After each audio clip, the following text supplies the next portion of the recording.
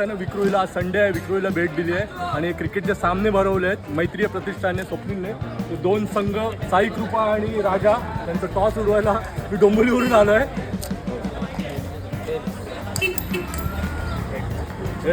Bowling घेतली साई कृपा संघ. आंतरराष्ट्रीय दर्जाचा पंच म्हणून पण इथे आलेला आहे. क्रिकेट खेळत नाही, बापरे बाप, पंच मला ठेवणार आहे म्हणजे फुल रडमरडी ठेवणार आहे. म्हणजे पंचाचं काम करणार आहे आणि आम्हाला त्याच्यावर पूर्ण विश्वास आहे. आम्ही लेखी पण काढून टाकलाय, सगळं काम तो एकटाच करणार आहे.